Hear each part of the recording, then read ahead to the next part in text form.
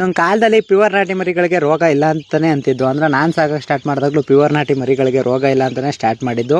But ಈ ಕಾಲದಲ್ಲಿ ಹೆಂಗಪ್ಪ ಅಂತಂದರೆ ಒಂದು ದಿನದ ಮರಿಗಳಿಗೂ ರೋಗ ಬರುತ್ತೆ ಅಂದರೆ ನಂಬ್ತೀರಾ? ನೋಡ್ರಿ ಯಾವ ಥರ ಕಣ್ಣು ಕಟ್ಕೊಂಡೈತೆ ಅಂತಂದರೆ ಇದೆಲ್ಲ ರೋಗದ್ದು ಇನ್ಫಾರ್ಮೇಷನ್ನೇ. ಕಣ್ಣು ಕಟ್ಕೊಳ್ಳೋದು, ಕಣ್ಣು ಇದಾಗೋದು ಮತ್ತು ಈ ಥರದ್ದೆಲ್ಲ ಆಗೋದು ಒಂದು ದಿನದ ಮರಿಗಳಿಗೂ ಕೂಡ ಕಣ್ಣು ಕಟ್ಕೊಳ್ಳುತ್ತೆ ಅಂದರೆ ನಂಬ್ತೀರಾ? ಹೌದು, ಪ್ಯೂರ್ ನಾಟಿ ಮರಿಗಳಿಗೆ ಅಪ್ಪಟ ಪ್ಯೂರ್ ನಾಟಿ ಮರಿಗೆ ರೋಗನೇ ಇಲ್ಲ ಅಂತಿದ್ರು. ಬಟ್ ಈ ಕಾಲದಲ್ಲಿ ಆ ಥರ ಇಲ್ಲ. ಎಲ್ಲದಕ್ಕೂ ರೋಗ ಇದೆ, ಎಲ್ಲದಕ್ಕೂ ರೋಗ ಬರುತ್ತೆ, ಎಲ್ಲರೂ ಆ್ಯಕ್ಟಿವ್ನೆಸ್ ಕಳ್ಕೊಳ್ಳುತ್ತೆ. ಅಂತಂದರೆ ಈ ಥರ ಕಣ್ಣುಗಳನ್ನ ಸರಿ ಮಾಡ್ಕೋತಾ ಇರಬೇಕಾಗುತ್ತೆ, ಇಲ್ಲ ಡ್ರಾಪ್ಸ್ ಹಾಕಬೇಕಾಗುತ್ತೆ ಕಣ್ಣೊಳಗಡೆ. ಇದೆಲ್ಲ ಮಾಡ್ಕೋತಾನೆ ಇರಬೇಕು. ಪ್ಯೂರ್ ನಾಟಿ ಮರಿಗಳನ್ನ ಮಕ್ಕಳು ನೋಡ್ದಂಗೆ ನೋಡ್ಕೊಂಡ್ರೆ ಮಾತ್ರ ಈ ಸಲ ಮಕ್ಕಳು ನೋಡ್ದಂಗೆ ನೋಡ್ಕೊಂಡ್ರೆ ಮಾತ್ರ ಮರಿಗಳು ಯೂಸ್ ಆಗೋದು.